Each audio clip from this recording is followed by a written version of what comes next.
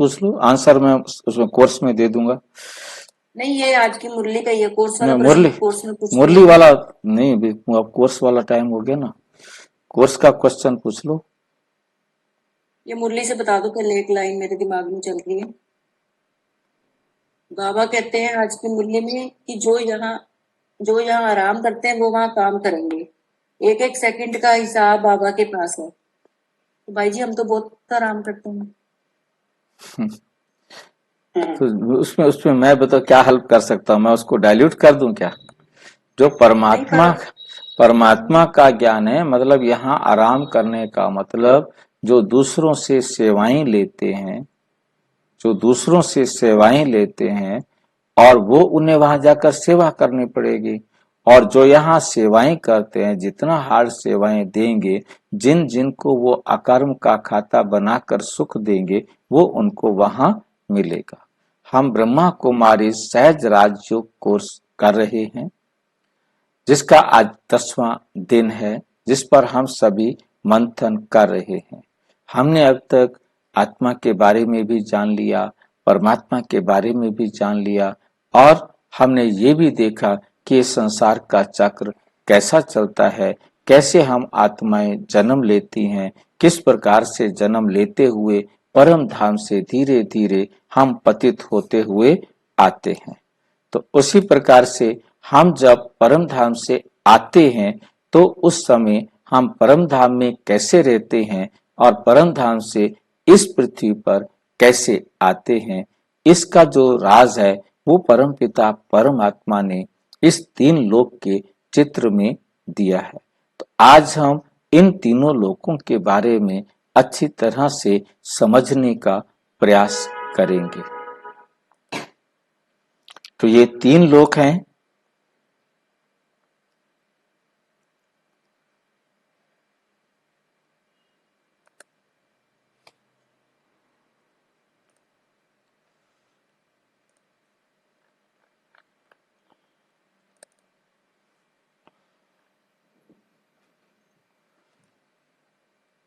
परम धाम, परमात्मा जो है ना, परम धाम का रहने वाला है।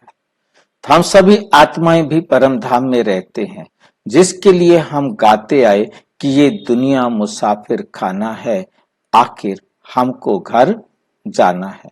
तो घर किसको जाना है? नेचुरल सबका जवाब होगा कि हम आत्माओं को जाना है। शरीर तो यही रहना है, हम आत्माएं ही परम धाम जाती हैं, जहां हम आत्माओं का पिता रहता है। 3 लोक, इसलिए हम पहले पहले चलते हैं मूल वतन में, ब्रह्मलोक में, हम आत्माओं के घर में। वहां हम देख रहे हैं, ये मैंने पुराने चित्र को यहाँ ला के आपके सामने समझाने का प्रयास करूंगा। जो बाबा के समय का बना हुआ चित्र था, उसमें क्या होता है कि सबसे ऊपर बड़ी बिंदी भी दिखाई है, परंतु परमात्मा ने हमें समझा दिया है कि हम सभी आत्माओं का साइज एक है। केवल यहाँ पर समझाने के लिए एक बड़ी बिंदी और कुछ मोटी बिंदियां बनाई हैं, ये सिर्फ समझने के लिए हैं, बाकी सभी आत्माओं का साइज बराबर होता है। परम पिता परमात्मा, जो हम सारे संसार की आत्माओं का पिता है, वो ये है, जिसे हम ये भी जानते हैं कि उसने हमें जन्म नहीं दिया, उसने हमें जन्म नहीं दिया, उसने हमें एडॉप्ट किया है। परम पिता परमात्मा ने हमको एडॉप्ट किया है, जन्म नहीं दिया है। हम भी स्वयंभू हैं, वो भी स्वयंभू है, हम सभी आत्माओं का साइज रूप एक जैसा है। फिर ये 3 बिंदियां दिखाई हैं पुराने चित्रों में, ब्रह्मा, विष्णु और महेश। और फिर उसके बाद 2 बिंदियां दिखाई हैं, लक्ष्मी नारायण। फिर उन बिंदियों को दिखाया है जो 9,33,00,000 देवी देवताएं हैं। फिर सभी धर्म पिताओं की, मुख्य धर्म पिताओं की आत्माएं, फिर उस धर्म को मानने वाली आत्माएं। ये हमारा जो पुराना बाबा के टाइम पर बना हुआ चित्र था, वो हमें यहाँ पर मैंने आपको दिखाया है। मैं इसके पैरेलल आपको नया चित्र भी साथ में दिखाता चलूं। यहाँ हम आत्माएं रहती हैं, उसमें थोड़ा सा अंतर आया है, वो अंतर भी हमको समझना है। तो ये हमारे पास 3 लोक का चित्र है, जो नया बनाया है, इसके अंदर आप देखेंगे यहाँ पर बिंदियां थोड़ा ज्यादा दिखाई हैं, क्योंकि हमारा इलेक्ट्रॉनिक जमाना आ गया, डिजिटल जमाना आ गया, तो हम थोड़ी सी जगह में ज्यादा भी दिखा सकते हैं। वो हाथ से बनाए हुए थे, पर इस डिजिटल जमाने के अंदर सबसे ऊपर एक बिंदी दिखाई दी है, आपको दिखाई दे रही होगी। सबसे ऊपर एक परम पिता परमात्मा, फिर उसके नीचे दो दिखाई हैं, जिसको हम कहेंगे मम्मा बाबा या राधा कृष्ण या लक्ष्मी नारायण की आत्मा। यहाँ ब्रह्मा विष्णु शंकर की आत्माओं की तीन बिंदियां नहीं दिखाई गई है। इसका राज हमको समझना है। उसके बाद जो पहले ऊपर बनाई है माला के हिसाब से 108 की माला, फिर 16,108 की माला, फिर 9 लाख की माला, फिर ये आती सारी आत्माएं आते आते 33 करोड़ आत्माएं यहाँ तक आ जाती हैं। फिर ये बड़ी धर्म पिताओं की एक माला दिखाई है, चारों तरफ धर्म पिताओं को दिखाया है।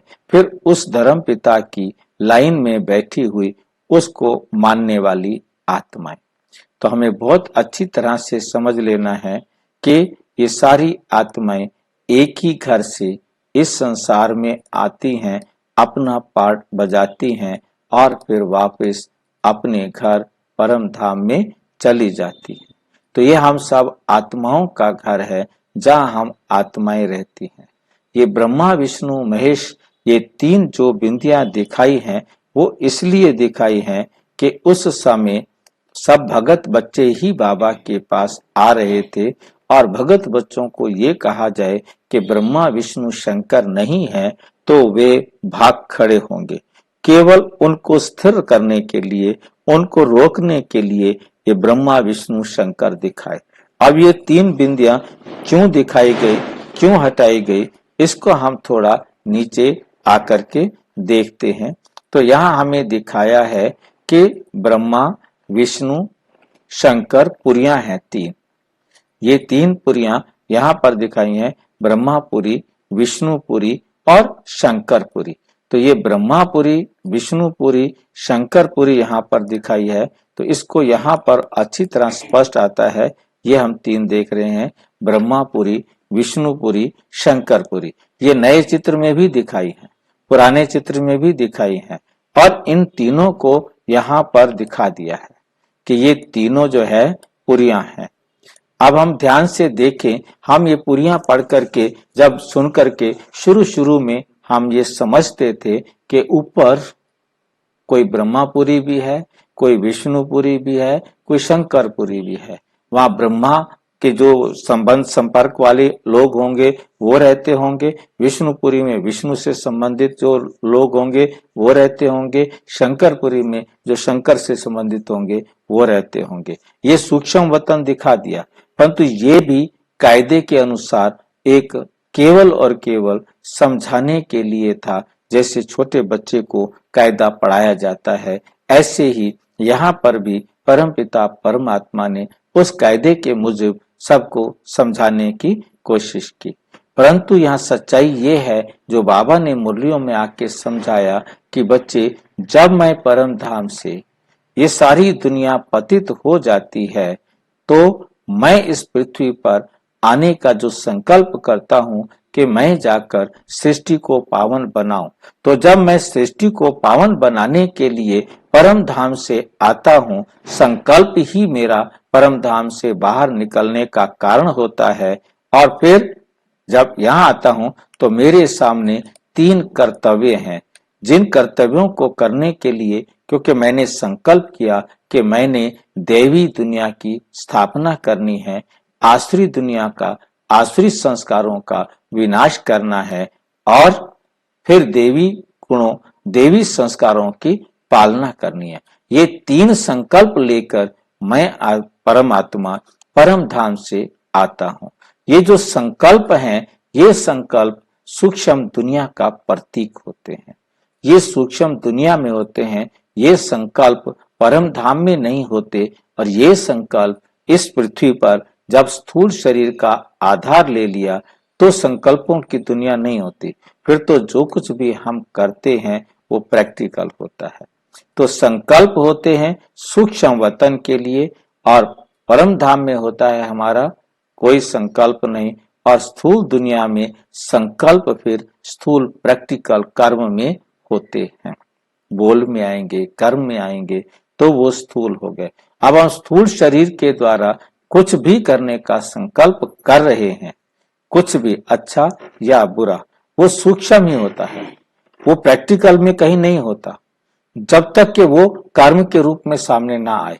मैं यदि बैठा बैठा सोच रहा हूं कि इस प्रकार की नई वेजिटेबल बनाई जाए, नया कोई डाइट बनाई जाए, नया कोई है ना खोज की जाए, तो हम कोई नई चीज हमारे पास जो पड़ा है हमने उसे बनाकर सोचकर बनाने का सोचा और वो कुछ टेस्टी आइटम बन गया, तो वो हमारी जब तक प्रैक्टिकल नहीं बना तब तक वो हमारे लिए एक स्वप्न था।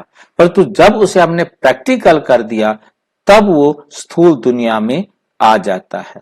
ये है स्थूल दुनिया, ठीक है ना, साकार वतन, साकार लोक। तो हमें बहुत अच्छी तरह से समझना है कि साकार लोक और सूक्ष्म लोक में कैसे हम देख रहे हैं। ये हमारे पास यहाँ पर बाबा ने ऊपर तो दिखाया है, जैसे आज की मुरली में भी आया था कि ऊपर जो है ना आत्माओं का झाड़ है और नीचे जीव आत्माओं का झाड़ है। ये हमारा जीव आत्माओं का उल्टा झाड़ दिखाया है और धर्म पिताएं और फिर उस धर्म को मानने वाली आत्माओं को पत्ते के रूप में दिखाने का प्रयास किया है। तो जो आत्माएं ऊपर हैं वही आत्माएं जब यहाँ शरीर धारण करके अपना पार्ट बजाती हैं तो उसे कहा जाता है स्थूल। ये है हमारा स्थूल दुनिया, ये हम आत्माओं की स्थूल दुनिया है जहां हम रहते हैं। तो हमें समझ में आ रहा होगा कि संकल्प की दुनिया है सूक्ष्म वतन, जो केवल स्वप्न होता है। चाहे वो हम यहाँ बैठे हुए ध्यान में जा रहे हैं, हम ध्यान में बैठकर कुछ संकल्प कर रहे हैं, कुछ सोच रहे हैं, कुछ भी बनाने की करने की योजना बना रहे हैं, वो सब किस में चला जाता है, सूक्ष्म वतन में, संकल्प की दुनिया में चला जाता है। और ये जो दुनिया है ये है हमारी स्थूल दुनिया, जब हम उसे प्रैक्टिकल करते हैं। प्रैक्टिकल दुनिया ये है।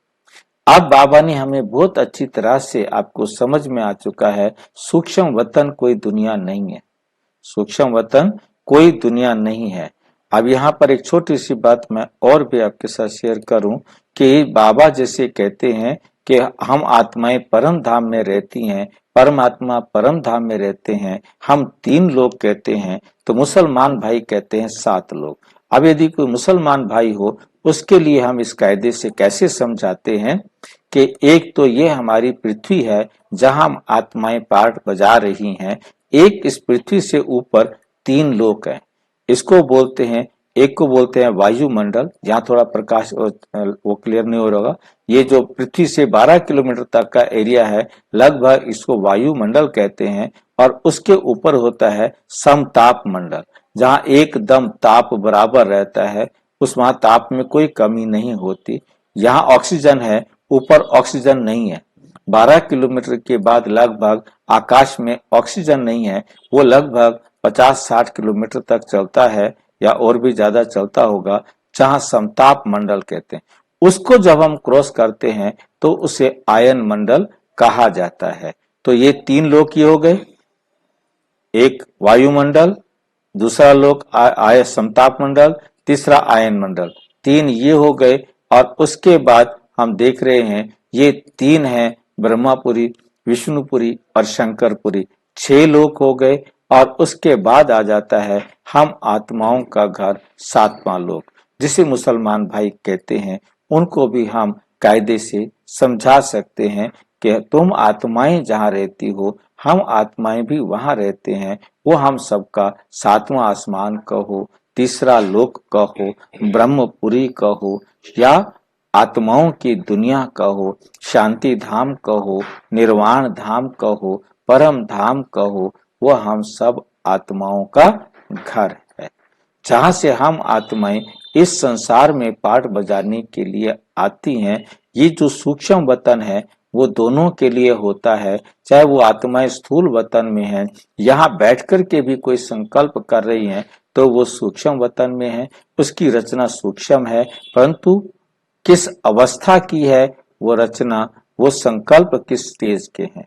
यदि आत्मा स्थूल में नेगेटिव भी हो सकते हैं, किसी को दुख देने वाली भी प्लानिंग हो सकती है वो भी सूक्ष्म वतन, और अपने श्रेष्ठ भाग्य बनाने के लिए हो सकती है, औरों का श्रेष्ठ भाग्य बनाने के लिए हो सकती है, परमात्मा की डायरेक्शन पर हो सकती है, किसी और के डायरेक्शन पर भी हो सकती है, परंतु जो भी हम संकल्प कर रहे हैं वो सब सूक्ष्म वतन है, उसे स्थूल वतन नहीं कहेंगे।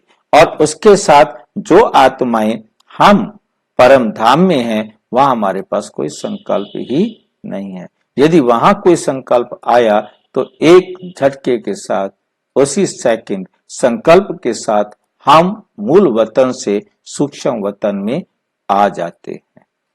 परंतु एक बार मूल वतन से बाहर आने के बाद परमात्मा के सिवाय कोई परम धाम में पहले नहीं जा सकता।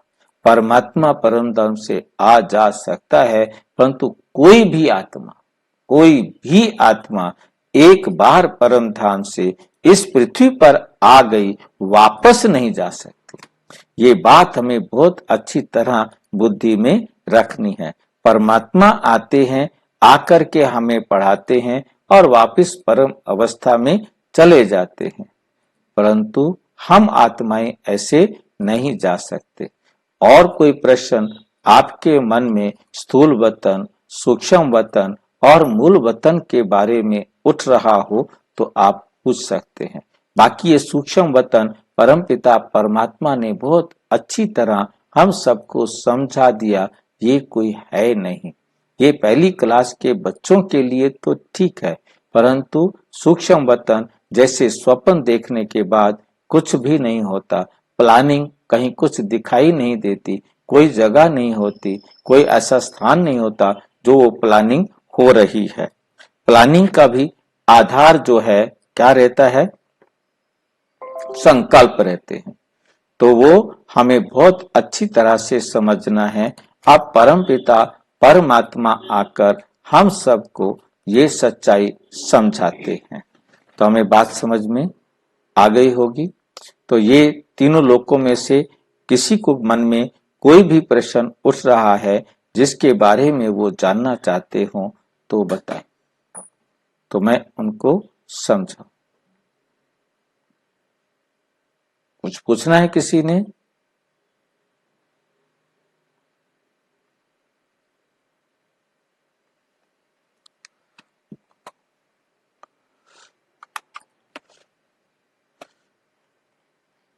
मेरा आवाज आ रहा है आपके पास? मेरा आवाज आपके पास आ रहा है? हाँ जी भाई जी आ रहा है। किसी को कुछ पूछना है? भाई जी नहीं। ठीक है, मैं समझता हूँ कि आपको तीनों लोकों के, हाँ जी जी, वो तो सूक्ष्म वतन में आत्मा का संकल्प आता है। सूक्ष्म वतन मूल में वतन से तो जी, मूल वतन से कोई संकल्प आता नहीं, आत्मा होता है। हाँ तो कैसे ठीक टाइम पर साकार लोग को आते हैं। हाँ, मतलब आत्माएं जब मूल वतन में है तो वहां से आत्मा इस संसार में कैसे आ जाती है, कैसे उसको होता है, इसके लिए उसको आना पड़ता है। हाँ, पहले हम समझते थे शायद परमात्मा बैठा रहता है, देखता रहता है, अच्छा अब इस आत्मा का नंबर है, चल तेरा नंबर है, जा नीचे। बाबा कहते हैं मैं ये काम नहीं करता हूँ, परमात्मा ये काम नहीं करता। फिर हमें समझ में आया, परमात्मा ने स्पष्ट किया, बच्चे हर आत्मा में 5000 ईयर्स की रिकॉर्डिंग है। उस रिकॉर्डिंग के मुताबिक जैसे ही उस आत्मा का पार्ट होता है, जैसे मोबाइल में हमने अलार्म लगाया हुआ है कि इस समय आपने गीत शुरू कर देना है, तो वो उस समय गीत शुरू कर देता है। यदि हमने कुछ और लगाया हुआ है तो उस समय वो वही काम करना शुरू कर देता है। हम टाइम लगा करके टाइमर लगा देते हैं, जो काम उस समय शुरू होना है वो एक्ट उसी समय शुरू हो जाता है। तो ऐसे ही आत्मा में भी टाइमर लगा हुआ है, जैसे ही उसका परम धाम से आने का टाइम होता है, वो टाइमर क्लिक करता है और वो वहां से आत्मा नीचे आ जाती है। और जैसे जैसा उसका यहाँ पार्ट है वैसे वो आत्मा अपना पार्ट बजाती है।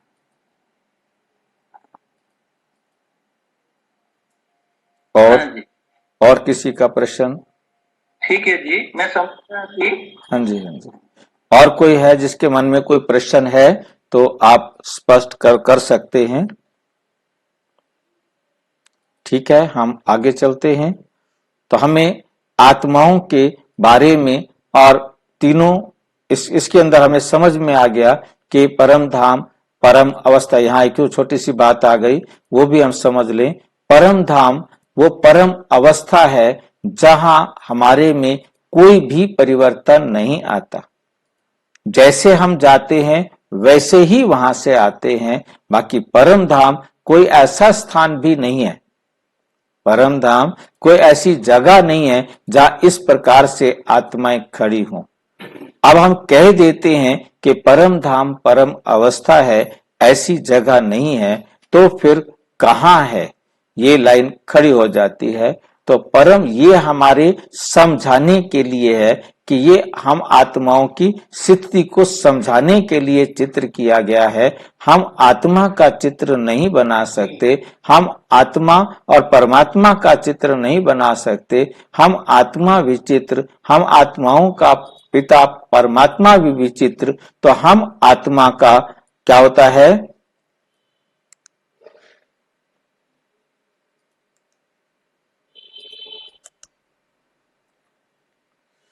तो हमें बहुत अच्छी तरह से समझना है कि हम आत्माएं भी विचित्र हैं और परमात्मा भी क्या है? विचित्र है।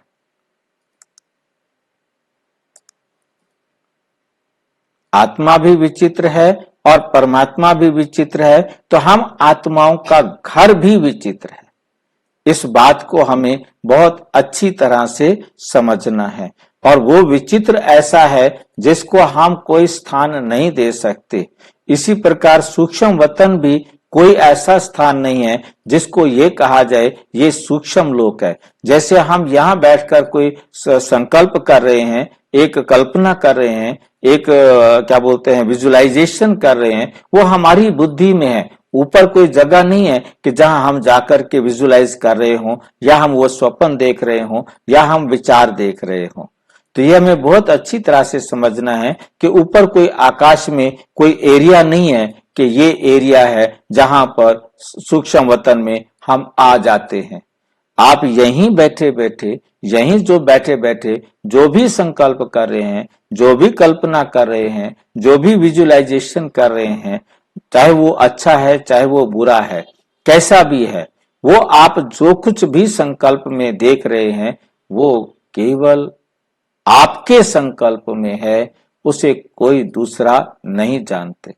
आप यदि उसे कहीं एक्सप्लेन भी करते हैं तो दूसरे सुन करके अपनी बुद्धि में अपने तरीके से विजुलाइज कर सकते हैं। वो कोई सूक्ष्म वतन में नहीं है, कोई ऐसी जगह पर नहीं गए जहां उनको वो बातें दिखाई दे रही हैं। जो कुछ भी है वो यहीं पर ही दिखाई दे रहा है, यहीं पर ही हो रहा है, ऊपर कोई सूक्ष्म वतन नहीं।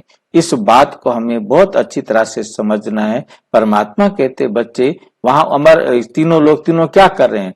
ब्रह्मापुरी में ब्रह्मा क्या कर रहा है? सूक्ष्म वतन में विष्णु क्या कर रहा है? ये शंकर क्या कर रहा है? वहां कोई दुनिया है? वहां जो आप सुबी रस देख के आते हो, सुबी रस पी के आए, वहां कोई पेड़ है, फल है? नीचे आते तो कुछ नहीं होता। संकल्प में भी ऐसे आप संकल्प करो कि मैं कोल्ड ड्रिंक पी रहा हूं, आपको लगेगा कि मैं कोल्ड ड्रिंक पी रहा हूं, परंतु वास्तव में तो आप कोल्ड ड्रिंक नहीं पी रहे ना, तो वो केवल संकल्प से पी रहे हैं। हो सकता है कि जिस चीज को खाने पीने की आप इच्छा करें उसका टेस्ट भी आपकी जीवा महसूस कर रही हो, परंतु वो है तो नहीं ना। तो वो केवल संकल्प की दुनिया होती है, वे केवल सूक्ष्म वतन होता है, परंतु सूक्ष्म वतन कोई स्थान नहीं है। तो ये है हम आत्माओं का प्लेग्राउंड, कर्म क्षेत्र, जहां हम आत्माएं आकर कर्म करती हैं। इसी को कहा गया कर्म क्षेत्र कुरुक्षेत्रे पांडव क्या कर रहे हैं। तो ये वो स्थान है, वो जगह है जहां परमात्मा के द्वारा हम सारे आकर के अपना पाठ बजा करके वापिस पाठ पूरा कर यहां से घर परम धाम में जाते हैं। मेरे को जो लग रहा है कि मैंने अपनी तरफ से आपको पूरा बता दिया है, फिर भी आपके मन में कोई भी संकल्प आ रहा हो, कोई भी प्रश्न उठ रहा हो तो आप अवश्य पूछेंगे।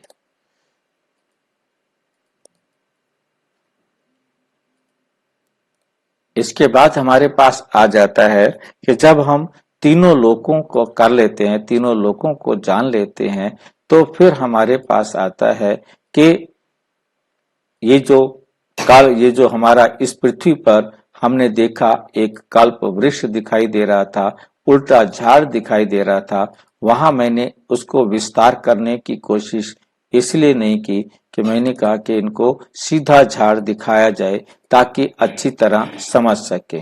ऊपर आपने देखा था हम आत्माओं का झाड़ है, ऊपर है हम आत्माओं का झाड़। यहाँ इस चित्र में उस आत्माओं के झाड़ को नहीं दिखाया, वहां आत्माओं को जाते और वहां से आते हुए दिखा रहे हैं कि जब महाविनाश होता है पृथ्वी का तो सारी आत्माएं परम धाम चली जाती हैं और कुछ आत्माओं के शरीर यहाँ सुरक्षित रहते हैं, जिन्हें बाद में वो आकर यहाँ पहनकर खड़े हो जाते हैं। तो फिर नई दुनिया शुरू होती है। यहाँ ये दिखाया है, एक नीचे आप झाड़ देख रहे हैं, एक ऊपर झाड़ देख रहे हैं। ये झाड़ पूरा बड़ा ऊपर झाड़ है, यहाँ आग लगते हुए दिखाया है, यहाँ आग लगते हुए नहीं दिखाया। इस बात को थोड़ा ध्यान से समझना है कि बाबा कहते ये झाड़ से झाड़ निकलता है, झाड़ से झाड़ निकलता है। पिछले चित्र में आपने देखा था ये इस प्रकार से झाड़ को उल्टा दिखाया गया था, जैसे ये ब्रह्मा बाबा बैठे हैं। फिर इस झाड़ को, क्योंकि परमात्मा कहते कि मैं, यहां से गलतफहमी बनेगी, इस चित्र से गलतफहमी बनेगी और इस चित्र से सारी गलतफहमियां दूर भी होंगी। इस बात को भी मैं यहाँ साथ में स्पष्ट करूंगा। अविनाशी बीज रूप परमात्मा शिव, अविनाशी बीज रूप परमात्मा शिव सृष्टि रूपी कल्प वृक्ष के आदि मध्य अंत को जानने वाला है। सृष्टि के आदि मध्य अंत को जानने वाला है। ध्यान से समझना है। दुनिया वाले कहते परमात्मा संसार में है, संसार परमात्मा में है। ये दुनिया वाले कहते हैं परमात्मा संसार में है और संसार परमात्मा में है। तो यहाँ बीज के अंदर बाबा ने समझाने के लिए यहाँ पर सारा झाड़ दिखाया है। बाबा कहते बच्चे मुझ में सारा झाड़ नहीं है, मुझ में सारे झाड़ के आदि मध्य अंत की नॉलेज है। अब बाबा ने यहाँ दिखाया जो दूसरे धर्म वाली भक्ति मार्ग वाली आत्माएं इस ज्ञान को ऐसे लेकर जाएंगी और फिर वहां जाकर प्रचार करेंगी कि परमात्मा में ही सारा संसार है और परमात्मा सारे संसार में है, सर्वव्यापी है, कण कण में है, जरे जरे में है। तो उन दोनों बातों का आरंभ भी यहाँ बाबा करके जाते हैं। यहाँ से उस ज्ञान को उल्टा लेकर के अलग धर्म की शाखा बनती है, परंतु यहाँ आकर परमात्मा उस अज्ञानता को दूर भी करते हैं कि मेरे में झाड़ नहीं, मेरे में सृष्टि झाड़ के आदि मध्य अंत की सारी नॉलेज है जो मैं आकर तुम बच्चों को देता हूँ। मैं सारे झाड़ का बीज हूँ, सारे झाड़ का बीज मैं हूँ। कैसे बीज हूँ? क्योंकि मैं आकर सारे झाड़ को बनाने के निमित्त बनता हूँ। बनाने के निमित्त का मतलब परमात्मा हमें समझा रहे हैं कि मैं बनाता नहीं हूँ, मैं आकर तुम सबको विधि सिखाता हूँ, तुम बनाने का काम करते हो। मैं बनाने का काम नहीं करता हूँ। मैं यदि इस दुनिया को, इस नर्क को स्वर्ग बनाऊं तो मुझे स्वर्ग भोगने के लिए भी आना पड़े, क्योंकि जो करेगा वो फिर उसका सुख भी, उसका एंजॉय भी करेगा ना। तो परमात्मा कहते मैं संसार का एंजॉय नहीं करता हूं, मैं अभोक्ता हूं, मैं कभी नहीं भोगता हूं। मैं बीज कैसे हूं कि मैं आकर ज्ञान का बीज सबको देता हूं, सारा ज्ञान आकर देता हूं। ज्ञान का बीज मतलब जिसमें सारे झाड़ के पैदा करने की क्षमता हो। परंतु मैं कोई झाड़ पैदा नहीं करता, परंतु सारे झाड़ बनाने का रास्ता, मार्गदर्शन सबको करता हूं। मैं हूं सारे विश्व की आत्माओं का मार्गदर्शक, रास्ता दिखाने वाला। तो यहाँ बाबा कहते बच्चे, झाड़ से झाड़ निकलता है। मैं कभी विनाश करने के बाद पुनः नया नहीं बनाता, ना नया बनाने की विधि सिखाता हूं। मैं तो आकर सबको झाड़, कैसे झाड़ से झाड़ निकलता है वो मैं समझाता हूं। यहाँ झाड़ से झाड़ कैसे निकलता है इसको थोड़ा ध्यान से समझना है। आपने दुनिया में देखा होगा कलम लगती है, मुरलियों में भी शब्द प्रयोग होता है, कलम लगाई जाती है। मुरलियों में शब्द प्रयोग होता है, कलम लग रही है। आदि सनातन देवी देवता धर्म की कलम लग रही है। अब कलम जो है ना, दो प्रकार की होती हैं। एक होती है हम किसी भी टहनी को पेंसिल की तरह, कलम की तरह काटते हैं, पेंसिल नहीं कलम की तरह ऐसे टेढ़ा काटते हैं और जमीन में गाड़ देते हैं और कुछ टाइम बाद वो फूट जाती है। और दूसरी कलम होती है, उसे कहते हैं हम दाब कलम। दाब कलम क्या होती है कि उसे एक टहनी को गोबर खाद कपड़े में बांध दिया जाता है और उसके ऊपर पानी डालते रहते हैं, नमी बनाए रखते हैं, तो वहां से जड़ें फूट जाती हैं। जब जड़ें फूट जाती हैं तब उसको पीछे से काट दिया जाता है।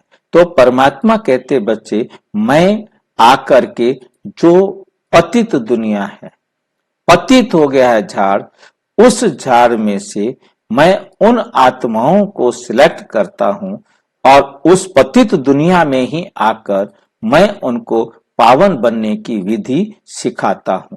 मतलब झाड़ से नए झाड़ को जन्म देता हूं।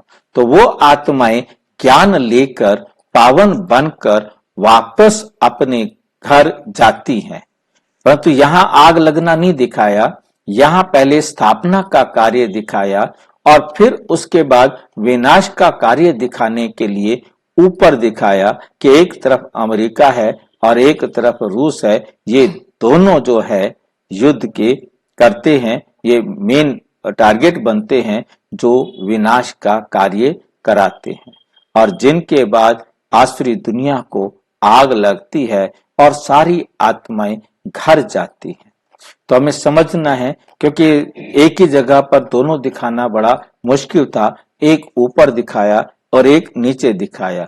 झाड़ से झाड़ बनाते हैं ये दिखाया, फिर यहाँ ये दिखाया कि कैसे झाड़ बनाते वक्त परमपिता परमात्मा उन पतित आत्माओं को चुनकर उन्हें पावन बनाते हैं। उनको पावन बनाने के लिए लक्ष्मी नारायण, सॉरी बीच में कौन खड़ा है ये, इसका नाम मुझे याद नहीं आता अभी, क्या करेंगे, कौन है ये बीच में चार हाथ वाला?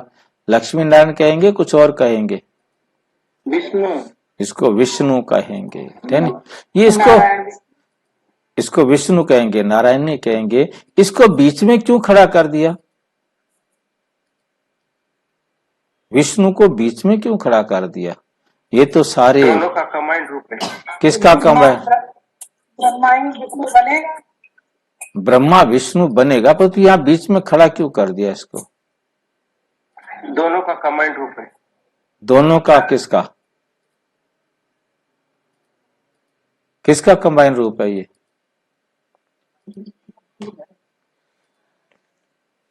विष्णु किसका कंबाइंड रूप है? ये सब ब्राह्मण आत्मा है। नहीं, विष्णु कंबाइंड, विष्णु से बनेंगे। हाँ हाँ विष्णु जी।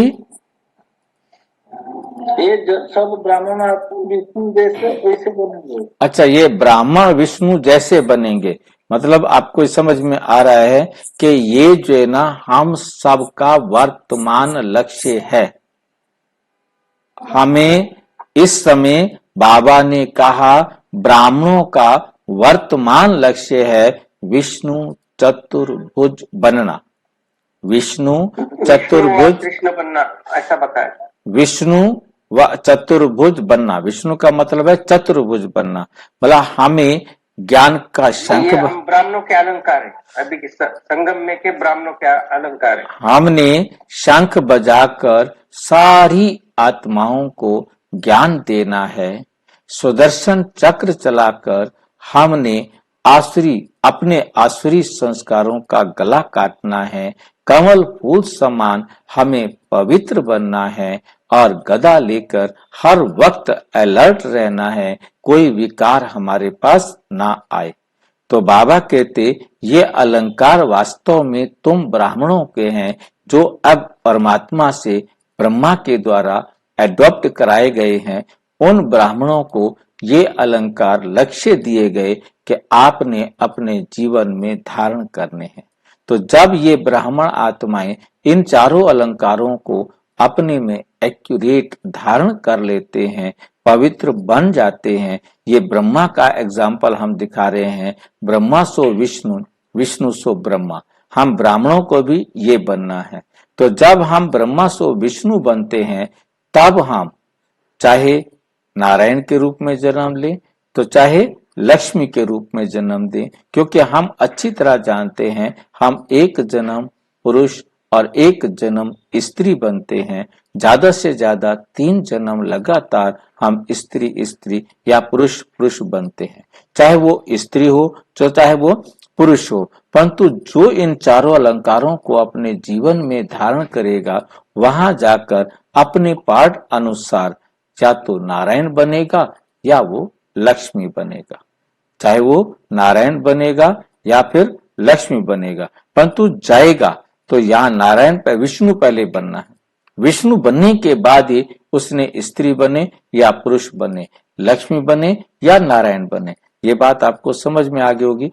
परंतु ये 4 अलंकार ये नहीं है कि 2 हाथ लक्ष्मी के 2 हाथ नारायण के।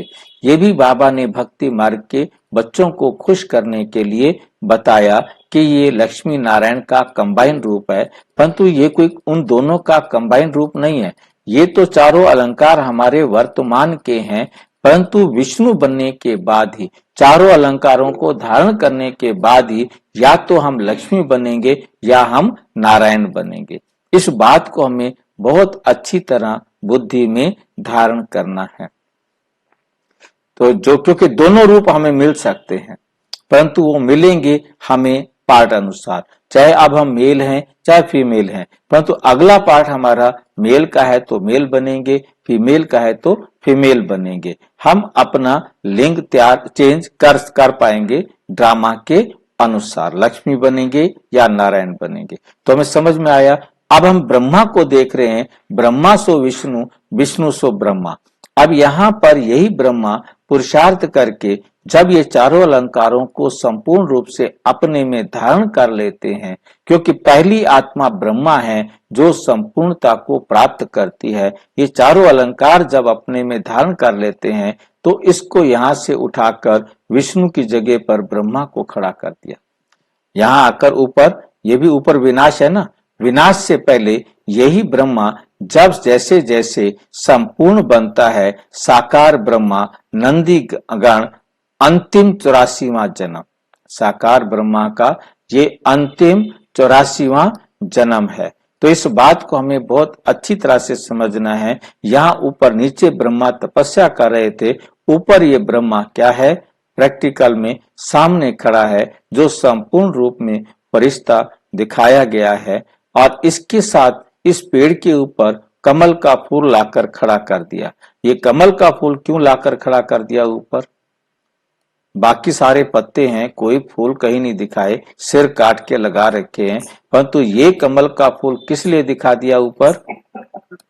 ब्रह्मा बाबा कमल फूल के समान पवित्र बन जाते हैं। हाँ, ब्रह्मा बाबा कमल फूल समान जब पवित्र बन जाते हैं तो फिर इधर एक नया पत्ता लगा दिया जो कहीं जुड़ा हुआ नहीं है, बस इसमें अलग से लाके दिखा दिया, जिसके ऊपर कृष्ण बैठा हुआ है और उसके साथ लिख दिया सतयुग का प्रथम पहला पहला राजकुमार, प्रथम राजकुमार। अब यहाँ तो कलयुग चल रहा है, यहाँ पर कृष्ण का पत्ता क्यों दिखा दिया?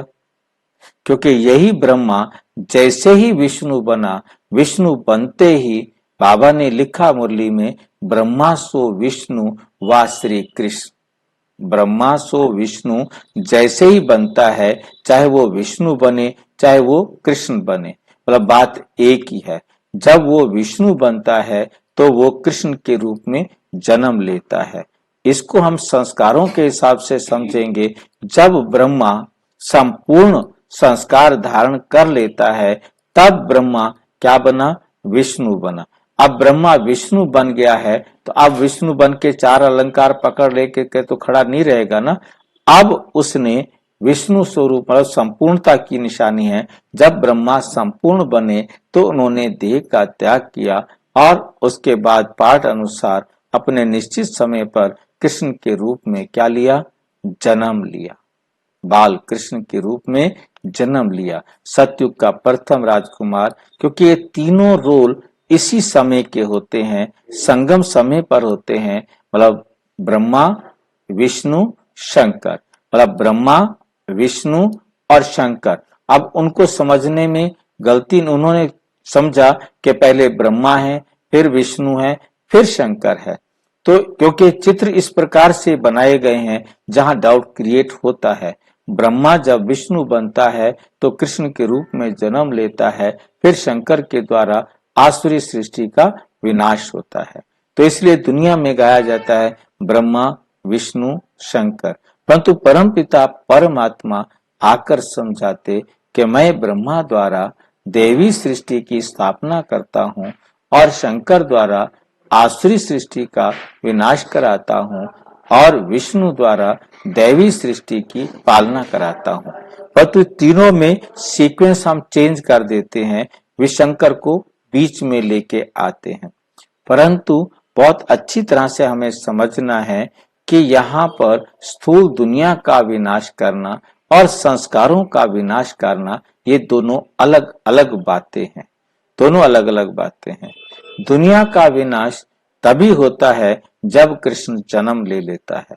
जब कृष्ण का जन्म हो गया, नई दुनिया की स्थापना का कार्य पूरा हो गया, तो आसुरी सृष्टि का विनाश होता है। अब विष्णु तो संगम पर होता है, सतयुग में तो विष्णु जाता नहीं, तो पालना भी यहाँ संस्कारों की होती है। इस संस्कारों के संबंध को हम अच्छी तरह देखेंगे कि जब हम ब्रह्मा के रूप में हैं, हम पतित थे, हमारे में आसुरी संस्कार थे, ब्रह्मा बाबा में भी आसुरी संस्कार थे, और जैसे परम पिता परमात्मा से उसका संबंध जुड़ा तो उसके अंदर युद्ध शुरू हुआ। आसुरी संस्कारों को उन्होंने अपने जीवन से निकाला और उसकी जगह पर दैवी संस्कारों को अपने में स्थापन किया।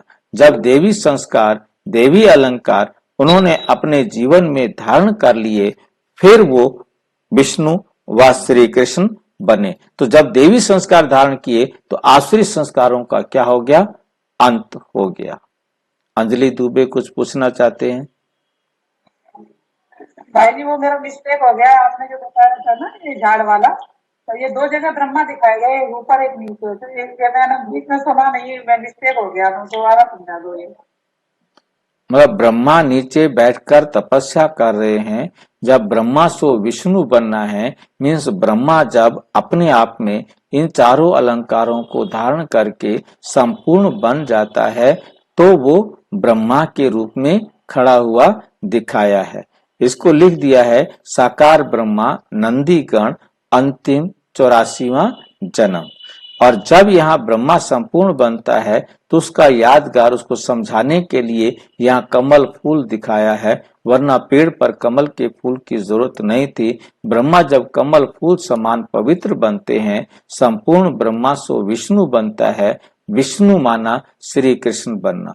अब यहाँ पर विष्णु को दिखाने की जरूरत नहीं थी, विष्णु नीचे दिखाया है कि ब्रह्मा का लक्ष्य सामने है। जब वो बन गया तो यहाँ पर ब्रह्मा को दिखाया है कि ब्रह्मा ही विष्णु बन जाता है, संपूर्ण पवित्र बन जाता है, तो वो कृष्ण के रूप में जन्म लेता है।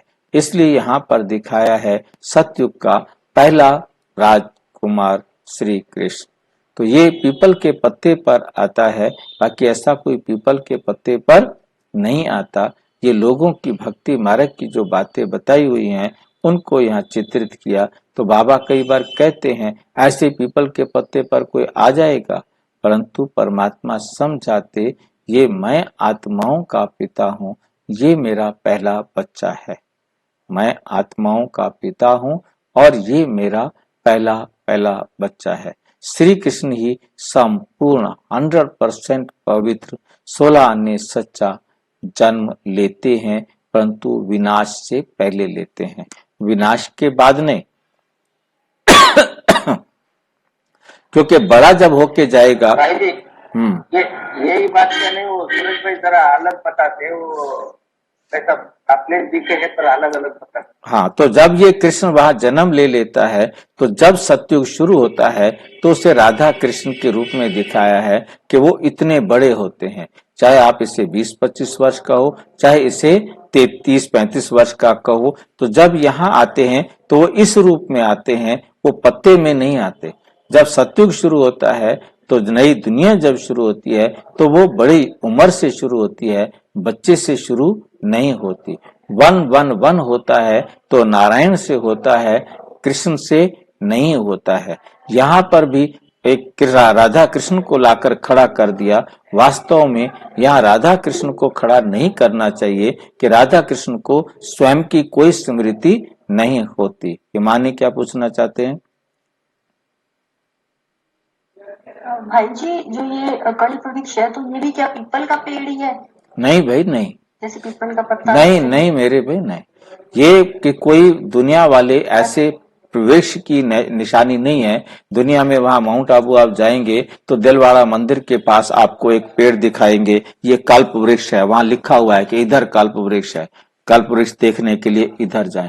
उन्होंने किसी भी पेड़ को कल्प वृक्ष दिखा देते हैं। दुनिया के अंदर जो हमारे ग्रंथों में शास्त्रों में भी कल्प वृक्ष के अलग प्रकार के चित्र बना दिए हैं, अलग अलग पेड़ों को उन्होंने नाम दे दिए हैं। ये किसी पेड़ का नाम नहीं है। यहाँ ऐसा कोई स्थूल पेड़ नहीं होता जिसे कल्प वृक्ष कहा जाए। मैंने आपको बताया था जैसे पटवारी के पास क्या होता है, सिजरा होता है, ऐसे ही हमारे इंग्लिश में किसी भी बात के लिए एक समझाने के लिए कि जैसे एक व्यक्ति था, उसके 2 बच्चे हुए, 2 बच्चे के 4 बच्चे हुए, 4 से 16 बच्चे हुए, ऐसे उनका परिवार बढ़ता गया तो ये ट्री होता है, ये ट्री बनता जाता है। ऐसे ही किसी टॉपिक को समझाते हैं, संज्ञा के 3 रूप होते हैं तो उसके ट्री दिखा देते हैं, फिर यदि उसके और ब्रांच करने हैं तो उसके और रूप दिखा देते हैं, तो वो एक ट्री के रूप में समझाने के लिए किया जाता है।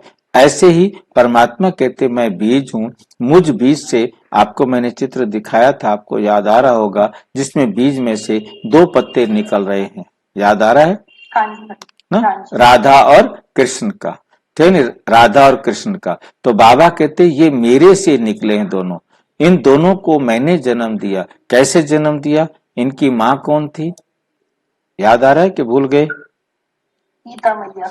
हाँ, गीता। तो मैं उस चित्र को देख रहा हूं कि मेरे को दिखाई देता है, तो मैं आपको दिखा देता हूं कि कृष्ण जो अपना जन्म लेते हैं, तो राधा और कृष्ण का जो जन्म होता है वो चित्र मैंने अभी आपको कल परसों वीडियो में दिखाया था।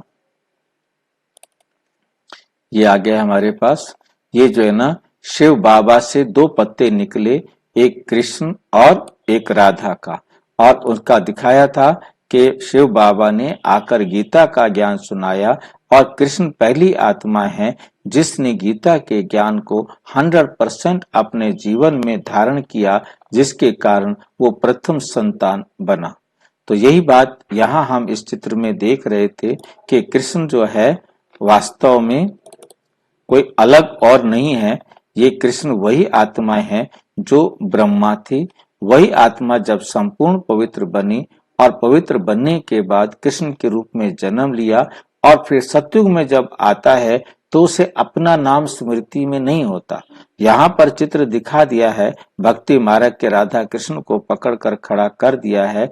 वास्तव में वो आत्माएं स्वयं को नहीं जानती, शरीर तो ले लेती हैं, परंतु मेरा नाम क्या है, तो सभी नर नारायण और सभी नारी लक्ष्मी कहलाते हैं, राधा कृष्ण नहीं। जो राधा कृष्ण का रूप था वो केवल रूप वही रहेगा, शक्ल वही रहेगी, शरीर वही रहेगा, परंतु वो संगम पर था। सतयुग में उसका नाम क्या होगा? नारायण, फर्स्ट 111 उस दिन से शुरू होगा और लक्ष्मी नारायण का विवाह होगा, ना कि राधा कृष्ण का विवाह होगा। वहां राधा कृष्ण का नाम ही नहीं आएगा। इनको ये भी नहीं पता होगा, राधा को ये नहीं पता होगा कि मेरा माँ कौन है, मेरा बाप कौन है। अब जब वो सतयुग में आ जाएंगे, कृष्ण को भी अपने माँ बाप का कुछ पता नहीं होगा और किसी का किसके साथ क्या रिश्ता है ये भी किसी को पता नहीं होगा। हिमानी भाई बोलो। भाई जी, जैसे ब्रह्मा बाबा इस जन्म में शरीर पुरुष थे, हाँ और जो नारायण बने वो फिर पुरुष ही बने। हाँ, तो आप कहते हो हम ऑल्टरनेट जन्म लेते हैं। जरूरी नहीं है। ये भी साथ में बताया था कि 3 जन्म तक लगातार मेल मेल या फीमेल फीमेल रह सकते हैं। दादी प्रकाशमणि इस जन्म में बहन थी तो वहां जाके लड़का बनी है नहीं? तो ऐसे ही सबका अपना अपना पार्ट है, इसीलिए शब्द यूज किया था ड्रामा अनुसार, या तो वो। हाँ जी, दादी प्रकाश जी कहाँ पे लड़का बननी है भाई जी?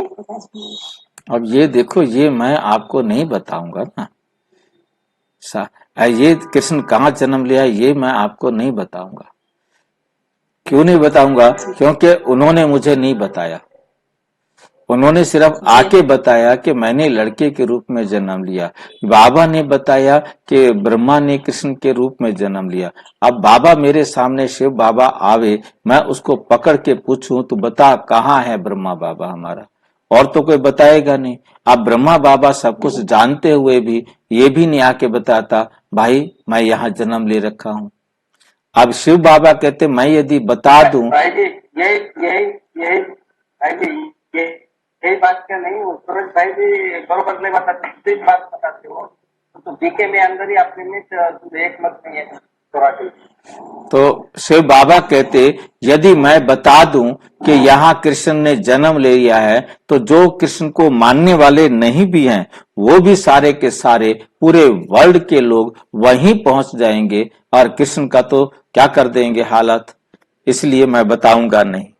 बाबा ने मुरली में स्पष्ट किया, पता नहीं लगेगा कि कृष्ण ने कहा जन्म ले लिया है। कृष्ण यदि उसी रूप में जन्म ले, मुरली में आपने पढ़ा होगा, आपको ध्यान में आए तो, कि भी है ना, कृष्ण को यदि पता लग जाए किसी को भी, वो सारे के सारे किसी भी देश में होंगे सारे टूट पड़ेंगे और कृष्ण के छूने के लिए ही कितना हालत खराब कर देंगे कृष्ण की।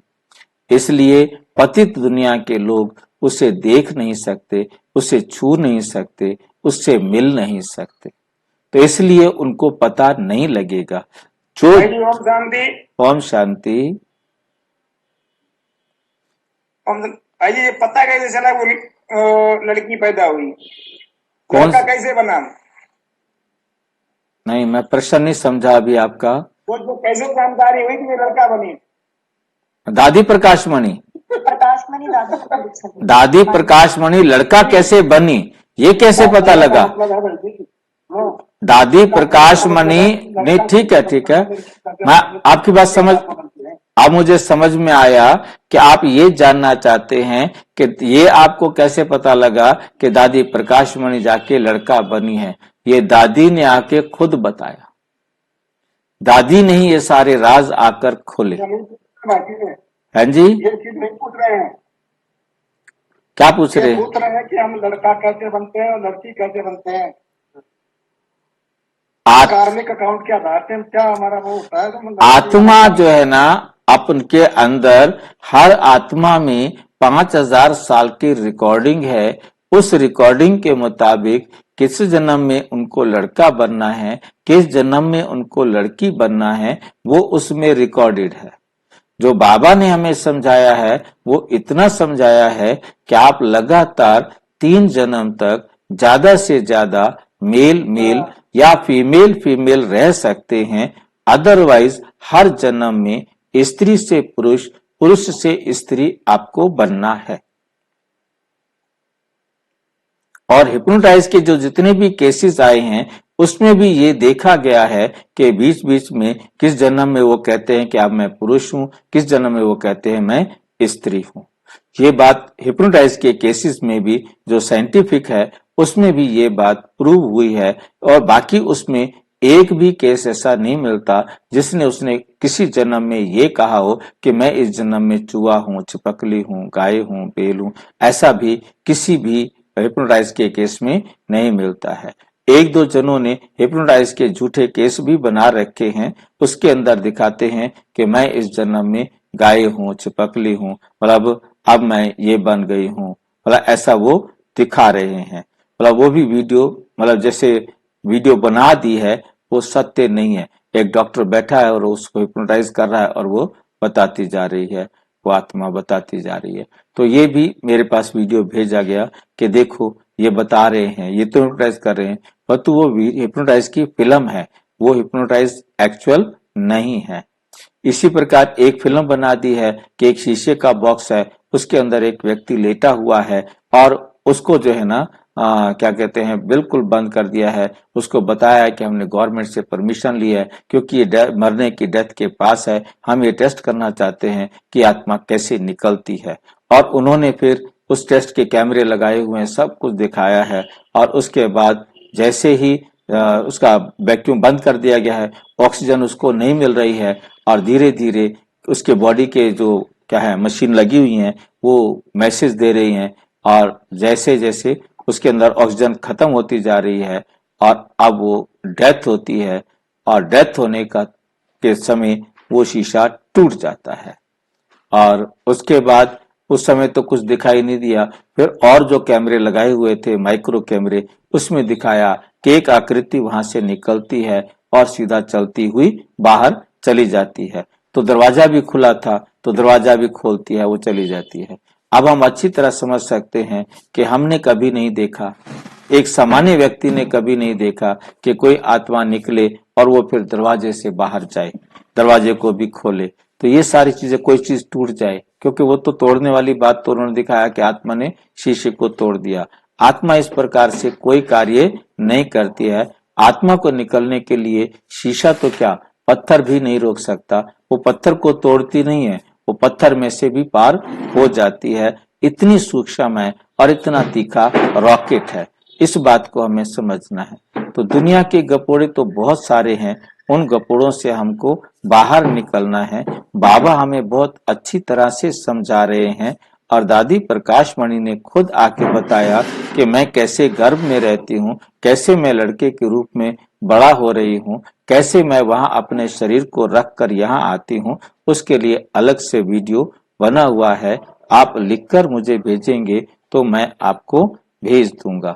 तो हमें समझ में आ रहा है कि जो ये कल्प वृक्ष के बारे में हम जान रहे हैं, इस कल्प वृक्ष को हम और अच्छी तरह से समझेंगे कि हमारे यहाँ तो हो गया ये, और दूसरा ये जब सतयुग शुरू होता है तो बहुत थोड़ी जनसंख्या होती है और उस समय बढ़ते बढ़ते जैसा हमने देखा ये गोल्डन टाइम दिखाया है सतयुग का, और उसके बाद सेकंड फेज आता है त्रेता का। अब त्रेता के बाद जब द्वापर आता है, जब धरती के टुकड़े होते हैं। ओम शांति। ओम शांति। बोलो, पूछना है कुछ? अच्छा आप ये बताइए कि मतलब कि जो जो पवित्र आत्मा होती है वो तो दोबारा जन्म लेती नहीं है। जो पवित्र आत्माएं होती हैं वो जन्म दोबारा नहीं लेती है। दोबारा नहीं। यहाँ पर क्या है कि जो जितनी पवित्र आत्मा है, वो इस चित्र में आप देखेंगे सबसे पवित्र आत्मा है कृष्ण की, ठीक है कि नहीं? देख रहे हैं ना कृष्ण की आत्मा कृष्ण की आत्मा यहाँ से 8 जन्म यहाँ लेती है, 12 जन्म यहाँ तक लेती है त्रेता में, और यहाँ पर बीच में हमारा ही दिखाया है कि कृष्ण की आत्मा 21 जन्म द्वापर में लेती है, 42 जन्म कलयुग में लेती है, और 42 जन्म गर्भ में नहीं जाती है वो आत्माएं, कहाँ नहीं जाती है? गर्भ में जाती है ना। पवित्र आत्माएं गर्भ में नहीं जाएंगी। आपका पूछने वाला बिल्कुल ठीक बात है, उनके लिए गर्भ में जाएंगी, परंतु उनका गर्भ महल होगा। एक होता है गर्भ जेल, एक होता है गर्भ महल। दादी प्रकाश मणि ने आकर के इस राज को खोला कि गर्भ जेल क्या है और गर्भ महल क्या है।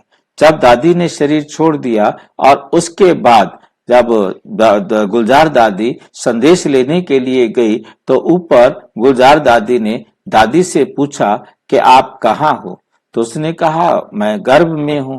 तो दादी ने तुरंत क्वेश्चन पूछ लिया कि आपको गर्भ कैसा लगता है, गर्भ में जाना कैसा लगता है। तो उसके बाद जो है ना वो कहती है ये मेरे से क्या पूछती है। दादी प्रकाश मणि कहती है बाबा ये मेरे से क्या पूछती है। तो बाबा कहते हैं इस बच्ची को ये कुछ स्मृति नहीं है कि गर्भ में क्या होता है, कैसा महसूस होता है, परंतु मैं इसको इमर्ज कराता हूं। तो शिव बाबा ने दादी प्रकाश मणि को या ब्रह्मा बाबा को कि उस समय की अवस्था को इमर्ज कराया। तो दादी प्रकाश मणि ने बताया कि मैं गर्भ में जाती हूँ, गर्भ से आती हूँ, मुझे तो कोई बदबू नहीं आती, कोई बुरा नहीं लगता, ऐसा लगता है जैसे मैं यहाँ हूँ, जैसे मैं वहां हूं।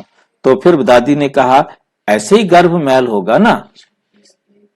तो दादी ने वेरीफाई कराने के लिए प्रकाश मणि दादी ने कहा इसका मतलब ये गर्भ महल होगा ना। तो दादी प्रकाश मणि उसको वेरीफाई कर रही है। तो कहने का मतलब यह है उसके बाद ब्रह्मा बाबा ने शिव बाबा ने कहा अब ये भूल जाएगी और उसको भुला दिया।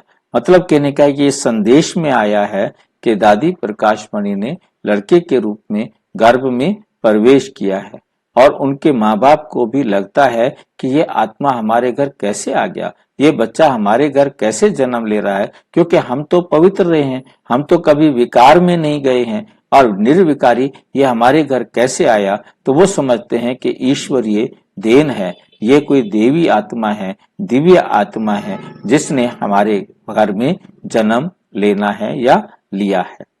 तो ये बातें मतलब उनको गर्भ के पास बहुत लाइट दिखाई देती है। पवित्र आत्माएं गर्भ के द्वारा ही जन्म लेती हैं, परंतु वो विकार से बना हुआ गर्भ नहीं होता, वो निर्विकारी गर्भ होता है। ठीक है, वो गर्भ महल होता है, ये गर्भ जेल है जहां यहां माँ और बेटे को, माँ और बच्चे को दोनों को बड़ा दुख होता है। इसलिए यहां तक कि कहा जाता है कि बच्चे को जन्म देना माँ के लिए भी दूसरा जन्म होता है।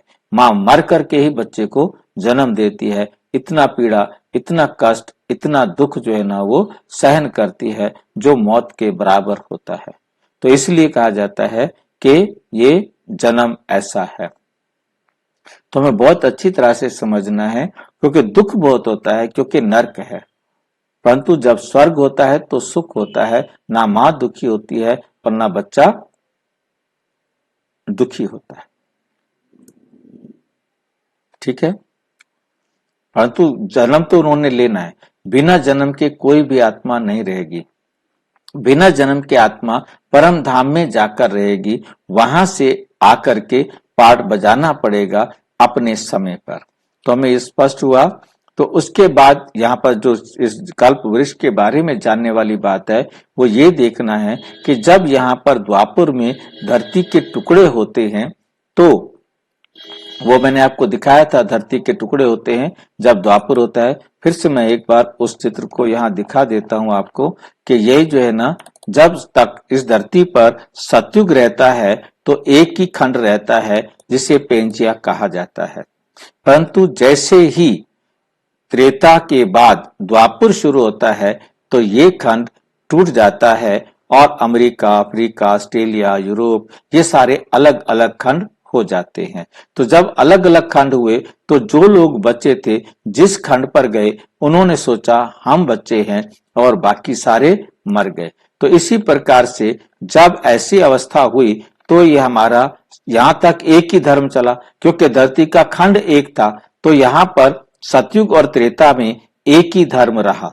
परंतु द्वापर के बाद जैसे ही धरती के टुकड़े हुए तो जो लोग जहां गए उन्होंने वहां जाकर अपने परिवार के लोगों को जो अच्छी बातें समझाई, जो नियम। हाँ जी, कोई पूछना है? तो यहां पर हाँ जी, कौन सा धर्म था? सतयुग त्रेता में कोई धर्म का नाम नहीं था। वहां धर्म का नाम तब दिया जाता है जब एक से दो धर्म होते हैं। जब एक ही धर्म होता है, वो जीवन में होता है, वहां कोई किताब नहीं होती, कोई शास्त्र नहीं होता, सारे सच बोलते हैं। किसी को कहने की जरूरत नहीं कि आप सच बोलो, कोई झूठ बोलता नहीं, कोई चोरी करता नहीं, कोई ठगी करता नहीं, कोई बेईमानी करता नहीं। किसी को कहने की जरूरत क्या है कि तुम ये मत करो। जितने भी धर्म की बातें होती हैं वो लिखी तब जाती हैं जब हमारे जीवन में नहीं होती। जब हमारे जीवन में है फिर उसे लिखने की क्या जरूरत है? सारे सच बोल रहे हो तो वहां स्लोगन लगाने की जरूरत है, सच बोलो। कोई झूठ बोल ही नहीं रहा तो वहां स्लोगन लगाने की जरूरत है कि झूठ मत बोलो। कोई किसी को दुख दे नहीं रहा, कहने की जरूरत क्या है कि दुख मत दो। वहां किसी को समझाने की जरूरत क्या है कि दुख मत दो। वहां इसलिए कोई भी,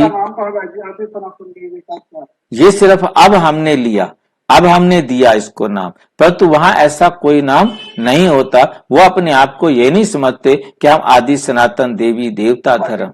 सत्युग का नाम सबका, तो उसमें कैसा क्या जीवन है, तो इतना बताए रहते हैं। वही आपको मैं वही बता रहा हूं कि वहां सबके जीवन में सत्यता है, इसलिए उसको सतयुग कहा जाता है। उनके जीवन में कभी किसी को दुख देने का संकल्प ही नहीं आता। बोल की तो बात ही अलग है, संकल्प ही नहीं होता है। तो वहां प्रकृति के प्रति, प्रकृति भी सतो प्रधान, प्रकृति भी सतो प्रधान होती है, आत्माएं भी सतो प्रधान होती हैं। सबके जीवन में सुख शांति होती है। सब एक दूसरे से बड़े प्यार से सम्मान से रहते हैं। भल वो नौकर हो, चाहे वो दास हो, चाहे वो दासी हो, चाहे वो प्रजा हो, सबके अंदर अपनापन होता है।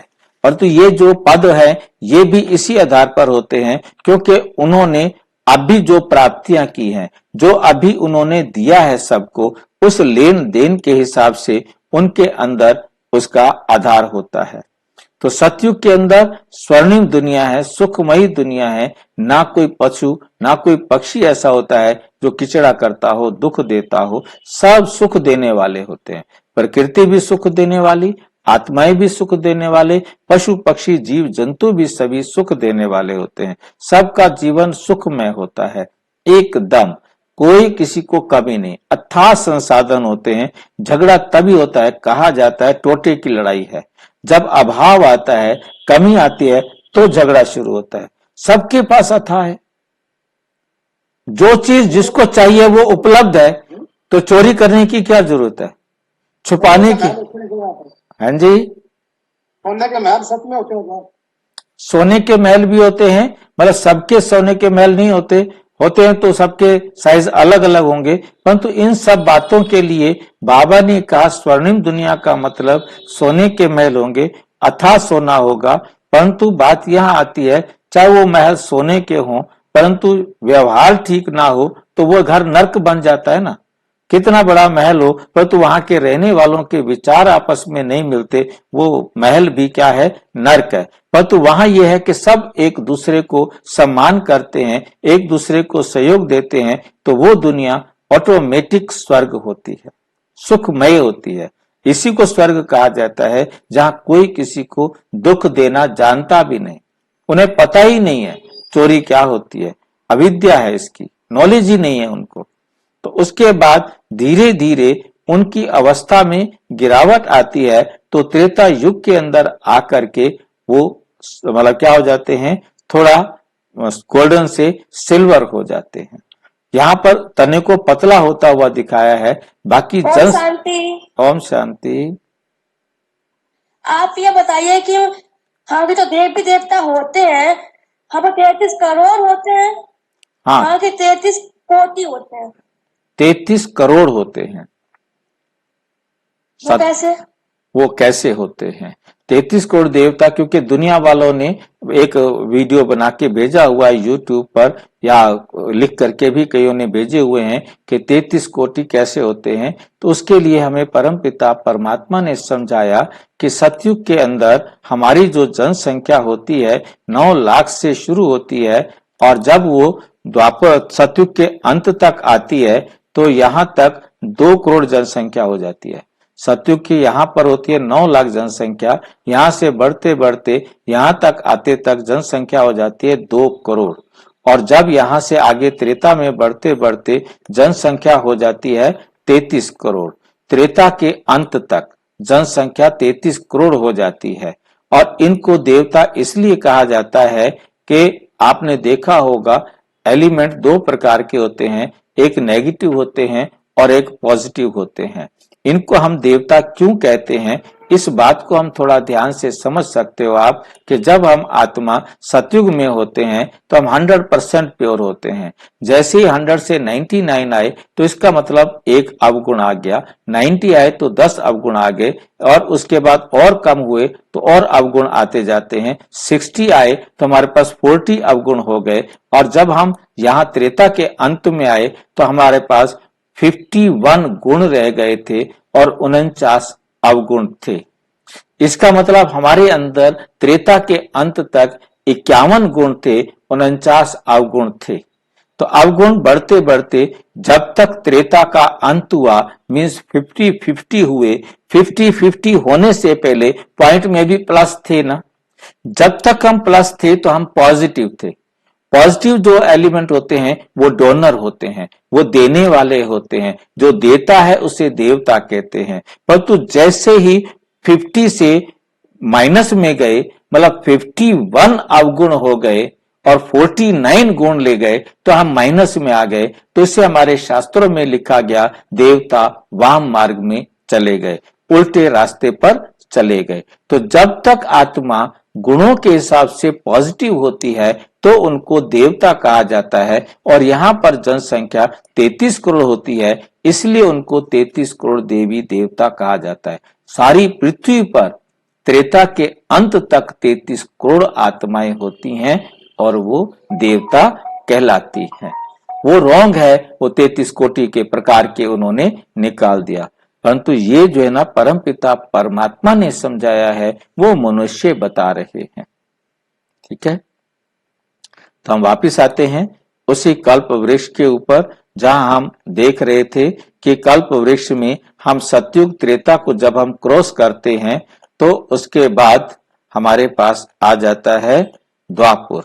द्वापुर युग जब आता है, धरती के टुकड़े होते हैं, और धरती के टुकड़े होने के बाद जो अलग अलग कॉन्टिनेंट पर अलग अलग जगह पर जो लोग गए, उन्होंने सोचा हम बच गए, बाकी सारे के सारे क्या हुए, मर गए। तो आप परम पिता परमात्मा आकर के बताते कि जब यहां से द्वापुर शुरू होता है तो इब्राहिम आता है, बुद्ध आता है, क्राइस्ट आता है, शंकराचार्य आता है, ये सभी धर्म पिताएं आते हैं। और आकर के जब वो आते हैं तो उनका पहला फेस गोल्डन होता है, फिर सिल्वर होता है, और फिर कॉपर होता है, और वो भी धर्म फिर काले हो जाते हैं। तो सभी धर्म धीरे धीरे गोल्डन, सिल्वर, कॉपर, आयरन में चलते जाते हैं और सारे धर्म पतित होते जाते हैं। और जो सनातन धर्म था भारत में, वही सनातन धर्म जो सतयुग में था, वही धीरे धीरे आते आते कलयुग में वो भी काला तमो प्रधान हो जाता है। आज सनातन धर्म भी तमो प्रधान हो गया है। जब सारी दुनिया तमो प्रधान बन जाती है तब परमात्मा आकर सबको पतित से पावन बनाते हैं। तो ये कल्प वृक्ष है। हाँ जी, भाई जी ओम शांति। ओम शांति। परमात्मा हमारे भारत में ही आते हैं और किसी देश में नहीं। पृथ्वी के टुकड़े तो बहुत हुए। तो बाबा ने कहा ना कि पहले ये भारत था, आज ये सारा भारत ही था। ये आज भी हम सारे को भारत कह सकते हैं, क्योंकि भारत के ही तो टुकड़े हैं। किसी और के तो टुकड़े नहीं है ना। तो बाबा आते हैं इस कॉन्टिनेंट पर, अमेरिका, अफ्रीका, ऑस्ट्रेलिया में नहीं आते, परंतु ये नहीं कि परमात्मा वहां नहीं जाते हैं, वहां की आत्माएं यहाँ आकर पड़ती हैं। तो ये एक मुख्य बिंदु, केंद्र बिंदु है, जिसके साथ फिर सारे खंड आकर जुड़ जाते हैं और फिर से ये बनता है, जैसे मैंने अभी आपको चित्र में दिखाया। तो आज समय कुछ ज्यादा लंबा हो गया है और इसमें आपके मन में कुछ प्रश्न रह गए होंगे, क्योंकि उन प्रश्नों को भी आप बताना। तो कल फिर हम इसी चित्र पे जो भी आपके प्रश्न मन में रहे हैं, उन प्रश्नों के उत्तर फिर हम कल इसको जोड़ेंगे। तो इस प्रकार से हमें समझ में आया कि हम आत्माएं, हाँ जी बोलो। बाबा कई बार कहते हैं ना, मैं ब्राह्मण धर्म स्थापन करने आया हूँ। ये कल पूछना, कल क्षत्रिय धर्म ऑटो प्रोसेस। बहन जी वीडियो बहुत लंबा हो गया है, इसको कल फिर ले लेंगे। इन प्रश्नों को अपने पास और भी प्रश्नों को नोट कर लेना, तो कल हम इन पर चर्चा करेंगे। और आप सभी भी जो इस वीडियो को देख रहे हैं, आपके मन में भी कोई प्रश्न हो तो नीचे व्हाट्सएप पर आप लिखकर भेज देंगे, उन प्रश्नों को भी हम इसमें मंथन करेंगे। और यदि अच्छी तरह जानना हो तो अपने समीप के किसी भी प्रजापिता ब्रह्मा कुमारी ईश्वरीय विश्वविद्यालय से संपर्क करें। और यदि कोई प्रश्न रहता है तो आप 9213106986 पर टेलीग्राम कर सकते हैं, 9650692270 पर व्हाट्सएप करें, फोन नहीं। अच्छा, आप सभी को कल तक के लिए ओम शांति।